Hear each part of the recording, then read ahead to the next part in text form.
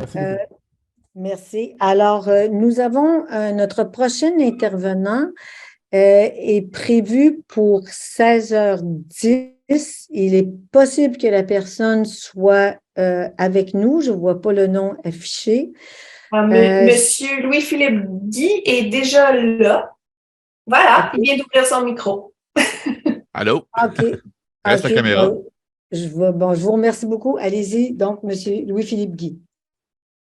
Alors bonjour, je me présente donc Louis-Philippe Guy. Je suis impliqué dans le sport amateur de la ville de Longueuil, notamment le CA des Pionniers, qui est l'organisation de baseball qui regroupe les enfants qui sont venus au monde, soit à Greenfield Park ou Longueuil. Je suis dans le domaine des médias, je suis animateur de radio. J'ai couvert la politique municipale de Greenfield Park, Longueuil, Saint-Hubert là, de 2008 à 2012 en tant qu'animateur du matin du FM 103.3. Depuis, je me suis promené un peu là, au 91.9 et maintenant, depuis juillet l'an dernier, j'ai succédé à Jacques Faby la nuit sur le réseau Cogeco. En juillet dernier, donc, quand j'ai pris le poste d'animateur de nuit, j'ai commencé à passer beaucoup mes soirées dehors pour prendre, premièrement, un peu d'ensoleillement, puis je dors le jour. Et j'ai vraiment pris plaisir. Je me suis installé un foyer extérieur aux normes établies par la ville de Longueuil là, depuis le moratoire. Passé vraiment un été magnifique. Je pense que ça faisait longtemps que j'avais pas passé autant de soirées dehors. Je pense que ça remontait à mon enfance où la tradition était de terminer nos soirées devant le feu à l'extérieur. Bon, vous voyez, là, il y a une guimauve qui cuit en arrière de moi. Euh, C'est pour vous montrer ma passion pour ça. Alors, aujourd'hui, je vais vous expliquer pourquoi je suis en faveur de permettre les foyers extérieurs. J'ai pensé à 9 arguments là, qui plaident en faveur de les permettre, bien sûr avec un encadrement de la ville. Je pense que ça va toujours être important de pas laisser le free-for-all. On est en ville quand même, on n'est plus à l'époque des chalets de Greenfield Park, là. Alors, c'est important de protéger nos maisons, nos terrains, et pour ça, il y a des appareils qui sont tout à fait sécuritaires, qui sont en vente. D'ailleurs, dans nos commerces, on peut les acheter. J'espère qu'on peut les utiliser. Alors, premièrement, les activités sociales, les foyers extérieurs offrent un lieu de rassemblement pour les enfants, la famille. Ça permet de profiter du temps en plein air, comme je l'ai fait l'été passé, socialiser dans un cadre confortable et détendu. Et tu sais, on s'entend en ville, les espaces sont limités. On a quand même des beaux parcs, là, mais il reste que c'est pas le même genre d'accueil non plus, qui permet d'arriver à mon deuxième point, la cuisine en plein air. Donc, de cuisiner au bois, je pense que de plus en plus de gens le font. Il y a des fours à pizza qui existent aujourd'hui. Il y a des fumoirs. Tout ça, ça peut fonctionner au charbon de bois. Il y en a qui sont aux bûches. Et de manger à l'extérieur, c'est prouvé, c'est très bon pour la santé. On peut faire des repas sains, savoureux, qu'on a cuisiné nous-mêmes, donc pas de matière chimique. Également, on passe du temps dehors. Encore une fois, c'est bon pour la santé. Création d'ambiance, bien sûr, hein, la chaleur du feu, le crépitement. Le dernier intervenant en parlait. Je pense qu'il n'y a rien qui peut accoter le feu au bois. Beaucoup d'appareils au propane hein, qui se vendent. Je pense pas que ce soit sans risque non plus. Puis on parle de brûler du gaz. En tout cas, moi, personnellement, dans mes choix, je me dis que le bois qui brûle, bien sûr, en encadrant le combustible, on veut pas que les gens se mettent à acheter n'importe quoi là-dedans, comme mon oncle qui aimait ça faire brûler là, des boyaux quand on était jeune parce que ça fait de la flamme bleue. Je pense qu'on est plus sensibilisé aujourd'hui aux dégâts sur l'environnement. Vous serez peut-être surpris d'apprendre que le feu extérieur permet de réduire le stress également. Premièrement, le temps à l'extérieur, être dehors, respirer le plein air, c'est bon pour le stress, mais également la détente près du feu, pas pour rien que les spas en utilisent. Là, c'est vraiment bon pour la détente. Puis je pense que dans le rythme de nos vies en 2023, des éléments qui permettent de baisser le stress doivent être considérés. La tradition, les foyers extérieurs, hein, c'est une longue tradition de nombreuses cultures hein, remontant à des siècles. Chez nous, moi, personnellement, je suis un descendant du Nabénaki, du lac Saint-Jean, et je pense que dans la famille, là, on est très fiers de nos origines des Premières Nations, et je suis à la 4e génération. Je pourrais d'ailleurs aller au gouvernement, puis maintenant, là, on a ouvert là, pour la reconnaissance de ce statut pour les arrière-petits-enfants. Puis, il y a quoi dans nos racines avec le feu là, qui est important. Ça stimule l'économie. Bien sûr, on peut acheter chez les commerces locaux les appareils pour faire ce feu-là, mais une fois qu'on est dehors, on se rend compte que ouais, ce serait le fun que ce soit beau dehors. Donc, les fleurs, l'aménagement paysager, c'est quand même, ça agrémente la cour. Si on passe notre temps à l'intérieur, on se rend pas compte que notre gazon il serait dû. Il y a beaucoup de mauvaises herbes. Ce serait bien d'acheter une haie de cèdre, un jardin, faire nos légumes, nos fruits à la maison. Ça aussi, c'est très environnemental. On ne sait pas ce que l'avenir nous réserve. Mon 8e argument, c'est qu'il n'y a pas si longtemps, on ne pouvait pas inviter des gens à l'intérieur de chez nous. Mais les gens qui se rassemblaient à l'extérieur, c'était permis selon certaines normes de la santé publique. Et les rassemblements autour du feu pendant la pandémie ont fait du bien aux gens. Vraiment, ça a été une période difficile pour tout le monde. Alors, on rejoint ici la santé mentale, le plaisir de voir nos proches. Je pense que personne n'est à l'abri d'avoir le goût de voir d'autres personnes que ceux avec qui ils demeurent. Et en terminant, c'est un argument que je souhaite amener parce que on peut pas demander aux voisins d'arrêter de fumer la cigarette ou le cannabis, qui est maintenant légal au Canada depuis quelques années. Tout ça, ça nous amène de la fumée, des odeurs chez nous. Personnellement, je préfère l'odeur de la fumée au bois. Je suis pas mal certain que la majorité des gens préfèrent le bois que la cigarette ou le pot, mais c'est des odeurs qu'on est forcé de tolérer en tant que voisins. Les gens sont libres de faire ça chez eux. Alors, je pense qu'on devrait étaler cette liberté également aux gens qui apprécient de passer du bon temps devant un feu extérieur. Alors, ça complète mes 9 arguments en faveur de conserver légal la possibilité d'avoir un foyer extérieur. Je suis prêt à écouter vos questions. Merci beaucoup. Vous êtes bien préparé. Alors, Monsieur Paris-Jean, est-ce que vous voulez y aller? Oui, merci beaucoup, monsieur. Les considérations de santé, en particulier, l'impact de la production de particules fines qui est présente dans les feux, vous la voyez comment dans la prise de quelle manière on la prend en compte? Est-ce que c'est une question de proximité entre les maisons? Est-ce que c'est une question de type d'appareil qui est autorisé ou qui ne l'est pas? Qu'est-ce que vous prenez en compte là-dedans? Les règlements de la Ville de Longueuil sont déjà clairs. Hein? On peut pas avoir il faut que la cheminée soit entre 1 et 2 mètres du sol et il y a des distances à respecter. Là, j'ai lu dans le passé la réglementation avant d'installer mon foyer extérieur. Et donc, il y a une proximité là, des bâtiments, là, pas juste là aussi la clôture du voisin, le cabanon qu'on peut avoir sur le terrain. Donc, tout ça est à respecter. C'est très faisable, je pense, pour nos bungalows, nos terrains moyens. Tout le monde peut installer ça à une distance sécuritaire. Bien sûr, justement, elle respecte les normes à une certaine hauteur. C'est pas sur nous qu'on la reçoit. La fumée, elle est déjà en hauteur chez nous. Puis, généralement, ça va en hauteur par la suite, là, ça descend pas. Bien sûr, il y a des jours de grand vent.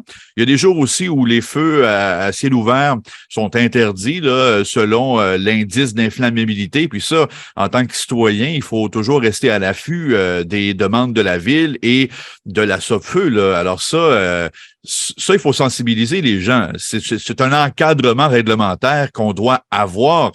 Et pour ce qui est de l'émission de particules fines, personnellement, moi, je suis asthmatique de façon assez importante. Je peux passer 4 à 5 soirs devant le feu sans éprouver de problème. Bien sûr, il y a une façon de s'installer autour pour pas être directement dans la boucane quand il vente un petit peu. Et ça va pas chez les voisins, ça monte. Ça n'a pas le temps de se rendre chez les voisins. Je pense que ce que vous dites, ça a une importance beaucoup par les grands froids l'hiver pour les feux intérieurs. Et il peut y avoir du smog cet hiver.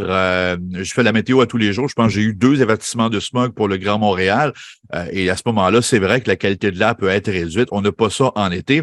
Et l'électricité, j'aurais pu en parler dans mes arguments tantôt. Passer du temps à l'intérieur, c'est la climatisation, c'est la balade des thermopompes. C'est pas très bon pour l'environnement non plus. Et on nous le dit, on n'est plus à l'époque des surplus énergétiques chez Hydro-Québec.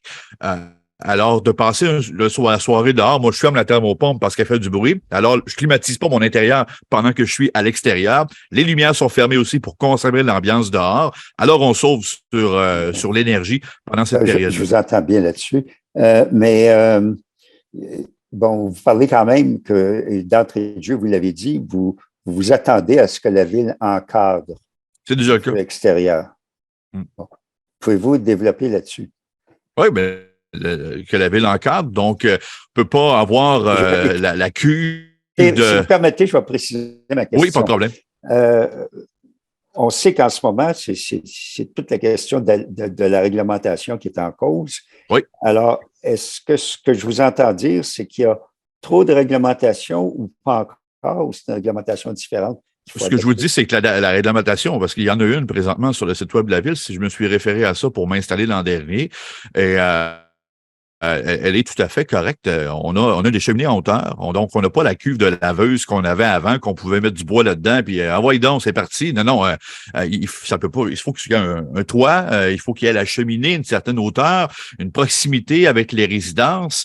Et peut-être que ce que j'ajouterais, ce serait d'informer les gens via les réseaux sociaux puis les panneaux à affichage variable sur les routes que quand il y a une sécheresse, autant on demande aux gens de réduire leur quantité d'eau, de ne pas arroser leur asphalte, ben on peut ajouter aussi l'interdiction des feux extérieurs dans des moments de sécheresse. Je sais que du mois d'avril au mois de juin, c'est le moment où c'est le plus dangereux pour les feux de forêt. On peut être très vigilant et informer les citoyens, mais la réglementation actuelle qui a été proposée depuis le moratoire pour permettre les feux extérieurs dans nos arrondissements, ben, elle est, à mon sens, très logique, là, puis c'est normal qu'on doive s'adapter à une réglementation. Je pense pas que ça nous infantilise. Je serais très triste, par contre, qu'on nous enlève cette permission-là, surtout pour, je pense, la majorité des gens, en tout cas ceux que je connais en ville, ont respecté la réglementation de la ville parce qu'elle a été très bien communiquée. Et disons, l'application des règlements, je pose la question, est-ce qu'il y a des choses à prévoir, par exemple, pour si quelqu'un constate pour prendre des délinquants, quoi? On est en ville, hein, puis on a le 3-1 qui existe. On peut informer la ville si un voisin ne respecte pas la réglementation, s'il y a des nuisances, si les odeurs sont différentes que celles du feu au bois, si les gens font brûler toutes sortes de choses, ça se sent, ça se voit. Et on peut être témoin de comportement, puis le rapporter à la ville. La ville a déjà des inspecteurs. Je sais que probablement qu'il n'y en a pas assez pour voir toutes les réglementations, parce qu'on peut faire confiance aussi à la grande majorité des citoyens pour faire attention. Et pour les quelques délinquants qu'il y aura toujours, peu importe la réglementation que vous allez passer, les délinquants, ils peuvent s'exposer à certaines amendes ou voire même jusqu'à l'obligation de retirer leurs installations si elles ne sont pas aux normes. D'accord. Merci beaucoup, M. Guy. Ça fait plaisir. Monsieur Guy, vous avez parlé de réglementation, juste pour qu'on comprenne bien. Vous parlez de la réglementation dans quel arrondissement exactement? Greenfield Park. Greenfield Park, je pense que ça touchait Saint-Hubert aussi. Dans le Vieux-Longueuil, c'est spécial. Il y a des maisons patrimoniales là, dans le Vieux-Longueuil. Je peux comprendre que c'est plus touché, là. Je leur souhaite d'avoir une certaine réglementation aussi par secteur, parce que le Vieux-Longueuil, c'est grand, c'est pas juste le Vieux-Longueuil. Il y a des endroits qui ressemblent tout à fait à Saint-Hubert ou Greenfield Park où je vois pas pourquoi on ne permettrait pas l'utilisation de foyers en respectant les normes. Mais donc, dans Greenfield Park et Saint-Hubert, c'était depuis l'arrivée de Catherine Fournier à la mairie qu'on a levé l'interdiction pour un moratoire, mais c'est pas un free-for-all. Il y a une page sur le site web de la ville qui nous dit quoi utiliser et quelles normes respecter. Moi, je suis arrivé avec mon galon mesuré chez Canac à Saint-Hubert, puis j'ai vraiment choisi le foyer qui était permis parce qu'on en vend de tous les types, mais ils sont pas tous légaux dans notre ville à nous. Il faut comprendre que ces entreprises-là ont pas seulement des clients chez nous, puis il y a d'autres villes autour où il y a zéro réglementation. OK. Quelques toutes petites questions. Je suis pas sûre que j'ai bien compris. D'abord, je vous remercie là, vous avez très bien articulé vos 9 arguments. Et sauf que pour le dernier, je suis pas sûre d'avoir tout à fait suivi votre logique par rapport au fumer de cigarette et du pot. Là, je sais pas si vous pourriez réitérer. Il n'y a pas de problème. Je l'ai mis en dernier parce que c'est ce que les voisins font, c'est pas ce que je fais. Mais personnellement, moi, ça m'agace en tant que citoyen de Premièrement, y a une moufette dans le coin? Plutôt, on est en juillet. Ah non, c'est pas une moufette, c'est quelqu'un qui fume du pot à côté. J'aime pas cette odeur-là. C'est correct. Tu sais, je veux dire, ça, c'est mes goûts à moi de citoyen. Est-ce que je vais cogner à la porte du voisin pour lui dire d'arrêter? Non, il est libre, il est chez lui. Puis, il y a peut-être plein de raisons pour lesquelles il en consomme. Peut-être que c'est à des fins thérapeutiques. Moi, il n'y a pas de problème. C'est sa liberté à lui. Et c'est reconnu. Je sais que dans les parcs, il y a des règlements qui sont différents, mais là, il est chez lui. Il fume, puis tant mieux, il le fait dehors parce qu'en dedans, ça endommage la propriété, puis il y a d'autres dangers reliés à ça. Mais je me dis, et ça, cet argument-là, je l'ai utilisé parce que il y a peut-être des gens qui vont passer devant la commission et dire, j'aime pas ça que le voisin fasse des feux parce que je sens cette odeur-là en tant que voisin. Il y a une question de tolérance aussi. Puis moi, je ne serais pas contre que la réglementation, on doive respecter un certain nombre d'heures avec un couvre-feu. Je pense que l'expression serait bien choisie pour nos feux.